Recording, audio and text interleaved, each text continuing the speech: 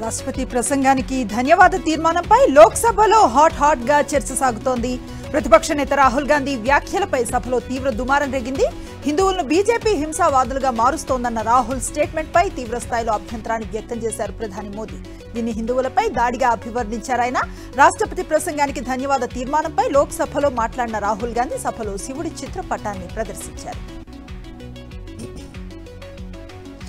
Speaker ఓం బిర్లాను ఉద్దేశించి కీలక comments చేశారు ప్రతిపక్ష నేత రాహుల్ గాంధీ. తాను షేక్ హ్యాండ్ ఇచ్చినప్పుడు స్పీకర్ నిఠారుగా నిలబడ్డారని, మోదీ కరచాలనం చేసినప్పుడు మాత్రం తల వంచారంటూ వ్యాఖ్యానించారు. సభాపతిగా ఉన్న వ్యక్తి ఎవరి ముందు తల వంచవద్దన్నారు రాహుల్.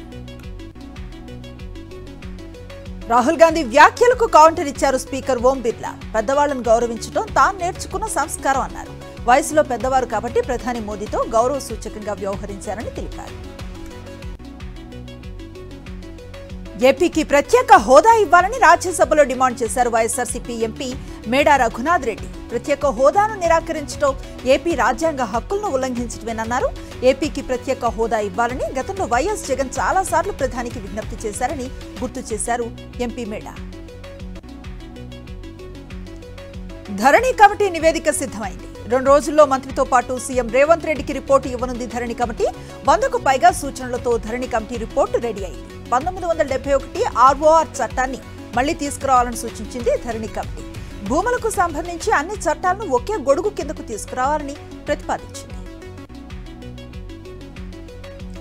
ఏపీలో మొదటి రోజే పెన్షన్ పంపిణీలో లబ్ధిదారులకు తీవ్ర ఇబ్బందులు ఎదురవుతున్నాయి. సచివాలయాల ఎదుట లబ్ధిదారులు క్యూ కడుతున్నారు. విశాఖ నార్త్ నియోజకవర్గంలో పెన్షన్ ఇస్తున్నట్లుగా ఫోటో తీసుకుని సర్వర్ సమస్య అంటూ సిబ్బంది వెళ్లిపోవడంతో వర్షంలో తడుస్తూనే సచివాలయంలో బారులు తీరారు లబ్ధిదారులు. వైఎస్ జగన్ ప్రభుత్వంలో వాలంటీర్లు ఇంటికే వచ్చి పెన్షన్లు అందించేవారని లబ్ధిదారులు వాపోతున్నారు. దేశవ్యాప్తంగా ఇవాటి నుంచి అమల్లోకి వచ్చిన కొత్త చట్టాలు ఈ సాక్ష్య అనే యాప్ ద్వారా అందుబాటులోకి తీసుకువచ్చారని తిరుపతి ఎస్పీ హర్షవర్ధన్ తెలిపారు. ఇకపై ఎక్కడి నుంచైనా ఫిర్యాదు చేయవచ్చని తెలిపారు. Digital evidence, scene of offence video clip ద్వారా మరింత పారదర్శకంగా ఉండేలా నూతన సెక్షన్స్ ను రూపొందించారన్నారు. ఎంపీ మిథున్ రెడ్డిని హౌస్ అరెస్టు చేయడం అన్యాయం అన్నారు వైఎస్ఆర్సీపీ ఎస్సీ ఎస్టీ విభాగ నాయకులు. ఇలాంటి దారుణమైన సంఘటనలు ఇప్పటి వరకు ఎప్పుడూ జరగలేదన్నారు. ఈ చర్యలను తాము పూర్తిగా ఖండిస్తున్నట్లుగా తెలిపారు. మిథున్ రెడ్డి హౌస్ అరెస్టును ఎత్తివేయాలని అన్నమయ్య జిల్లా పెద్దతిప్ప సముద్రం మండలం వైఎస్ఆర్సీపీ ఎస్సీ ఎస్టీ విభాగ నాయకులు డిమాండ్ చేశారు. శ్రీకాకుళం జిల్లాలో విద్యాబుద్ధులు నేర్పించి ఉన్నతంగా తీర్చిదిద్దాల్సిన గురువులు విద్యార్థుల చేత పారిశుద్ధ్య పనులు చేయిస్తున్నారు. శ్రీకాకుళం కేంద్రంలో గిరిజన సంక్షేమ హాస్టల్లో ఉంటూ చదువుకుంటున్న విద్యార్థులతో బాత్రూములు, గదులు కడిగించే పనులు చేయిస్తున్నారని తల్లిదండ్రులు ఆవేదన వ్యక్తం చేస్తున్నారు. చిన్న పిల్లలను పని పిల్లలుగా మార్చిన సంబంధిత వార్డెన్పై చర్యలు తీసుకోవాలని డిమాండ్ చేస్తున్నారు. నెట్ పేపర్ లీకేజీని నిరసిస్తూ జూలై 4న పాఠశాలల బంద్కు పిలుపునిచ్చారు శ్రీకాకుళం జిల్లా విద్యా సంఘాల నేతలు.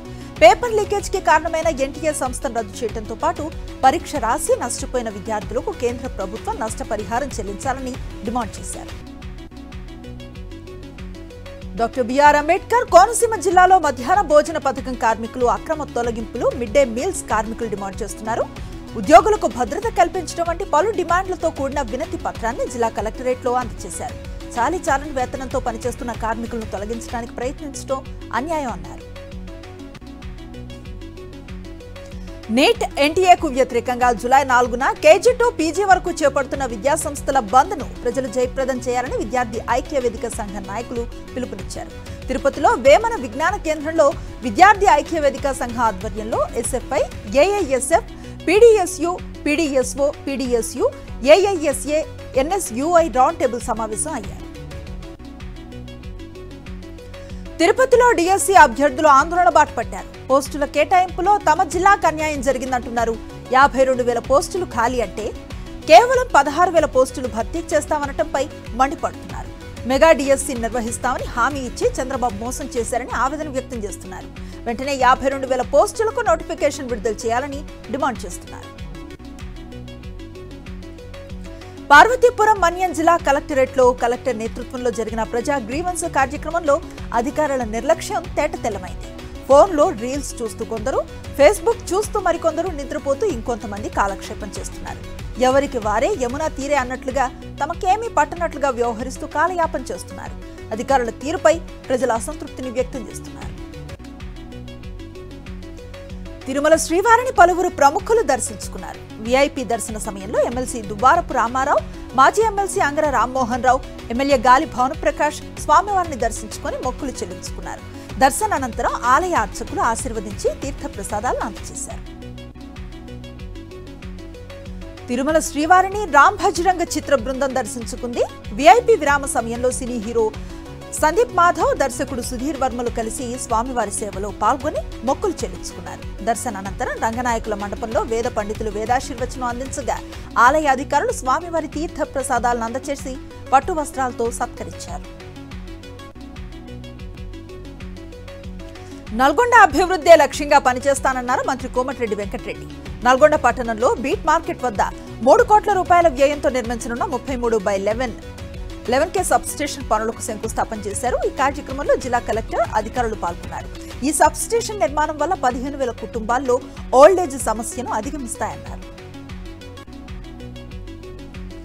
ఆదిలాబాద్ జిల్లా ఉట్నూర్ మండలంలో మంత్రి సీతక్క పర్యటించారు. ఇంద్రవెల్లి ఆదివాసీ అమరవీరుల స్తూపం వద్ద 1 కోటి రూపాయలతో నిర్మించనున్న స్మృతి వనం అభివృద్ధి పనులకు మంత్రి భూమి పూజ చేశారు. ఎన్నికల్లో ఇచ్చిన మాట ప్రకారం అన్ని విధాలా అభివృద్ధి చేయడానికి ప్రభుత్వం కట్టుబడి ఉందన్నారు. తెలంగాణ అటవీ పర్యావరణ శాఖ ముఖ్య కార్యదర్శిగా బాధ్యతలు చేపట్టిన అహ్మద్ నదీం సెక్రటరియట్లో మంత్రి కొండా సురేఖతో మర్యాదపూర్వకంగా భేటీ అయ్యారు. పచ్చదనం పెంపు, కాలుష్య నియంత్రణకు అమలు చేస్తూ ఉన్న కార్యక్రమాలపై చర్చించారు. వన మహోత్సవం కార్యక్రమాన్ని విజయవంతంగా నిర్వహించేందుకు అనుసరించాల్సిన కార్యాచరణపై సమాలోచనలు చేశారు. తెలంగాణ మంత్రి దామోదర్ రాజనరసింహ సమక్షంలో డాక్టర్స్ డే కార్యక్రమం జరిగింది. కేక్ కట్ చేసి డాక్టర్లకు శుభాకాంక్షలు తెలిపారు మంత్రి. వైద్య శాఖలో ప్రక్షాళన జరుగుతోందని, హెచ్ఓడీలను మార్పు చేస్తున్నామన్నారు. త్వరలోనే వైద్య శాఖలో కీలక నిర్ణయాలు తీసుకుంటామని తెలిపారు. కొత్త మెడికల్ కాలేజీల కోసం దరఖాస్తు చేశామని, రాష్ట్రానికి మరిన్ని కాలేజీలు వస్తాయన్నారు మంత్రి. తెలంగాణ మంత్రి పొన్నం ప్రభాకర్ ను హుస్నాబాద్ నియోజకవర్గంలో సైదాపూర్ మండల ఎంపీపీ, వివిధ గ్రామాల ఎంపీటీసీలు మర్యాదపూర్వకంగా కలిశారు. ఈ నెల 3న జరిగే సైదాపూర్ మండల సర్వసభ్య సమావేశానికి హాజరు కావాలని కోరారు. భద్రాద్రి కొత్తగూడెం జిల్లా భద్రాచలంలో న్యాయవాదుల సంఘం ప్రతినిధులు, న్యాయవాదులు ఆందోళనకు దిగారు. కేంద్ర ప్రభుత్వం కొత్త న్యాయ నేర చట్టాలను అమలు చేస్తూ విడుదల చేసిన జీవోను వెంటనే రద్దు చేయాలని డిమాండ్ చేస్తూ నల్ల బ్యాడ్జీలు ధరించి కోర్టు ఎదుట నిరసన వ్యక్తం చేశారు. కొత్త చట్టాలను పునఃపరిశీలించాలని కోరారు. సింగరేణి బొగ్గు గనుల వేలాన్ని వ్యతిరేకిస్తూ మంచిర్యాల జిల్లా శ్రీరాంపూర్ ఏరియాలో తెలంగాణ బొగ్గు గని కార్మిక సంఘం నాయకులు, కార్మికులు నిరసన కార్యక్రమాలను చేపట్టారు. కార్మికులకు మద్దతుగా మాజీ ఎమ్మెల్యే దివాకర్ రావు నల్ల బ్యాడ్జీలు ధరించి నిరసన వ్యక్తం చేశారు. వెంటనే వేలాన్ని ఆపేయాలని డిమాండ్ చేశారు. లేదంటే పోరాటాన్ని ఉధృతం చేస్తామని హెచ్చరించారు. మహబూబాబాద్ జిల్లా కలెక్టరేట్ ఎద్ద ఓ కుటుంబం ఆందోళనకు దిగింది. తమ పూర్వీకుల నుంచి సాగు చేసుకుంటున్న భూమితో పాటు ఇంటి స్థలాన్ని కబ్జా చేసిన భూ ఆక్రమణదారులపై చర్యలు తీసుకోవాలంటూ ప్లకార్డులను ప్రదర్శించారు. అధికారులు స్పందించి తమకు న్యాయం చేయాలని డిమాండ్ చేశారు. 100 ఏళ్ల తర్వాత కొత్త చట్టాలతో దేశంలో నాంది పడిందని వరంగల్ సిపి అంబర్ కిషోర్ జా అన్నారు. 1980కి ముందు టెక్నాలజీ లేదని, ఇప్పుడు టెక్నాలజీపై కొత్త చట్టాలు వచ్చాయన్నారు. కొత్త చట్టాలపై ప్రజలు, మహిళలు, విద్యార్థులకు వివిధ స్థాయిల్లో అవగాహన కల్పిస్తామని చెప్పారు. ఎస్ఐ నుంచి ఐపీఎస్ వరకు అన్ని స్థాయిల్లో 3 రోజుల ట్రైనింగ్ ఇచ్చారని తెలిపారు. మంచిర్యాల జిల్లా చెన్నూరు ఎమ్మెల్యే వివేక్ వెంకటస్వామిపై కొన్ని మీడియా సంస్థలు దుష్ప్రచారం చేస్తున్నాయని కాంగ్రెస్ నాయకులు మండిపడ్డారు. వార్తల్లో వస్తూ ఉన్న వదంతులను ప్రజలు నమ్మే పరిస్థితిలో లేరన్నారు. ఎమ్మెల్యే వివేక్ పై అసత్య ప్రచారాలు చేస్తే సహించేది లేదన్నారు. నూతనంగా బాధ్యతలు స్వీకరించిన జనగామ డీసీపీ రాజమహేంద్ర నాయక్ వరంగల్ జిల్లాలో వర్ధనపేట, రాయపర్తి పోలీస్ స్టేషన్స్ ను ఆకస్మికంగా సందర్శించారు. స్టేషన్ పరిసరాలను పరిశీలించి డయల్ 100 కేసుల్లో తక్షణమే స్పందించాలని ఏసీపీ, ఎస్ఐలకు సూచించారు. అంతేకాకుండా పోలీస్ స్టేషన్ కు వచ్చే ప్రజలకు మెరుగైన సేవలు అందించాలన్నారు. రాజ్భవన్ ముట్టడికి యత్నించిన వామపక్ష విద్యార్థి సంఘాల ప్రతినిధులను పోలీసులు అరెస్ట్ చేశారు. ర్యాలీగా బయలుదేరిన విద్యార్థులను అడ్డుకున్న పోలీసులు పలువురు విద్యార్థి సంఘాల ప్రతినిధులను అదుపులోకి తీసుకున్నారు. ఈ నేపథ్యంలో విద్యార్థులు, పోలీసులకు మధ్య పెనుగులాట జరిగింది. కొందరు విద్యార్థులను పోలీసులు చితకబాదారు. పోలీసుల ఓవర్ యాక్షన్ పై విద్యార్థి సంఘాలు మండిపడుతున్నాయి. భద్రాద్రి కొత్తగూడెం జిల్లా ములకలపల్లి మండలంలో కురుస్తూ ఉన్న భారీ వర్షానికి పాములేరు వాగు ప్రమాదకరంగా ప్రవహిస్తోంది. వరద ఉధృతికి ములకలపల్లి ప్రధాన రహదారి అయిన డైవర్షన్ రోడ్డు కొట్టుకుపోయింది. దీంతో 2 రోజుల నుంచి సుమారు 10 గ్రామాలకు రాకపోకలు నిలిచిపోయాయి. దీంతో తాళ్లపాయి గ్రామస్తులు రోడ్డుపై నిరసనకు దిగారు.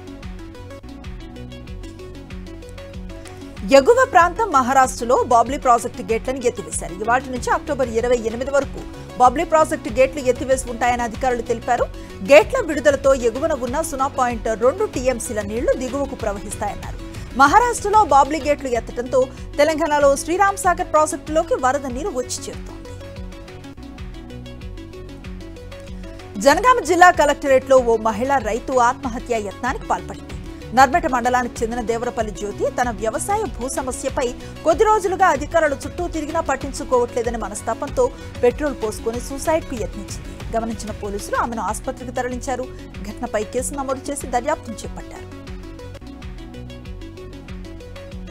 జోగులాంబ గద్వాల్ జిల్లా కలెక్టరేట్ ఎదుట రైతు ఆత్మహత్యా యత్నం కలకలం రేపుతోంది. తన భూ సమస్యను పరిష్కరించడం లేదంటూ పురుగుల మందు తాగి ఆత్మహత్యకు యత్నించాడు పరశురాముడు అనే రైతు. దీంతో పోలీసులు హుటాహుటిన అతను హాస్పిటల్కు తరలించారు. కలెక్టరేట్ ఛాంబర్ వద్ద ఈ ఘటన జరిగింది. పుష్ప సినిమా తరహాలో పనసకాయల చాటున బొలెరో వాహనంలో గంజాయిని తరలిస్తున్న ముఠాను హైదరాబాద్ షామీర్పేట్ పోలీసులు పట్టుకున్నారు. రాజమండ్రి నుంచి కరీంనగర్ వైపుకు పనసపళ్ల లోడ్తో వెళుతున్న బొలెరో వాహనంలో పోలీసులు తనిఖీలు చేశారు.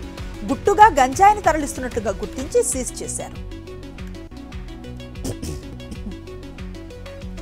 ఏలూరు రూరల్లో పలు గ్రామాల్లో దేవాలయాల్లో అర్ధరాత్రి వరుస దొంగతనాలు జరిగాయి. సుంకరివారి తోట గ్రామంలో కనకదుర్గమ్మ దేవాలయం, మాదేపల్లి గ్రామంలో వెంకటేశ్వర స్వామి ఆలయం, పోలేరమ్మ ఆలయాల్లో చోరీ చేశారు దుండగులు. కనకదుర్గమ్మ ఆలయంలో తాళాలు పగలగొట్టి అమ్మవారి త్రిశూలం, హుండీలో నగదును ఎత్తుకు వెళ్లారు. సీసీ ఫుటేజ్ ఆధారంగా పోలీసులు దర్యాప్తు చేపట్టారు.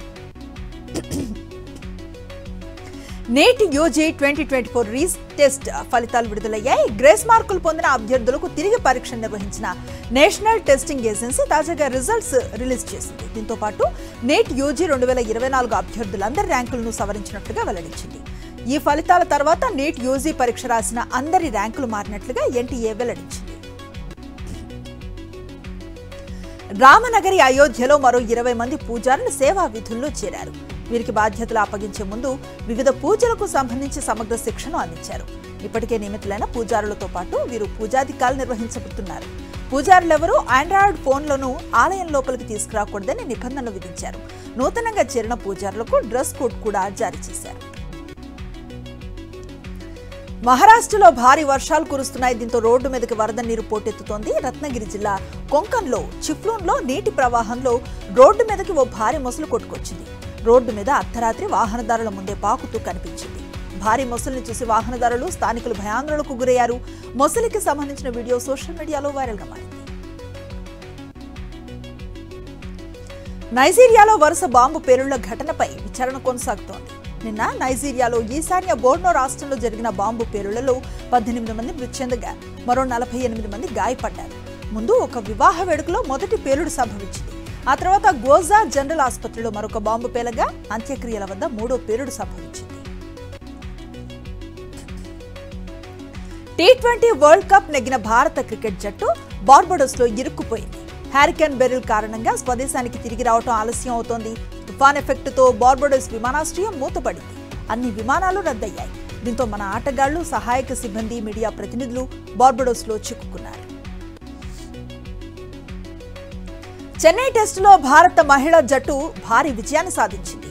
10 వికెట్ల తేడాతో సౌత్ ఆఫ్రికాపై టీమిండియా గెలిచింది. భారత్ తొలి ఇన్నింగ్స్ 603 పరుగుల వద్ద డిక్లేర్ చేసింది. షఫాలి వర్మ 205 పరుగులు చేయగా స్మృతి మంధన 149 రన్స్ చేసింది. సౌత్ ఆఫ్రికా ఫస్ట్ ఇన్నింగ్స్ లో 266కు ఆల్అౌట్ అయింది. ఫాలో ఆన్ ఆడిన సౌత్ ఆఫ్రికా రెండో ఇన్నింగ్స్ లో 373కి ఆల్అౌట్ అయింది. దేశీయ స్టాక్ మార్కెట్స్ భారీ లాభాల్లో ముగిశాయి. ఇవాళ ఫ్లాట్ గా ట్రేడ్ అయిన సూచీలు అనంతరం క్రమక్రమంగా పుంజుకుంటూ భారీ లాభాల్లోకి దూసుకువెళ్లాయి.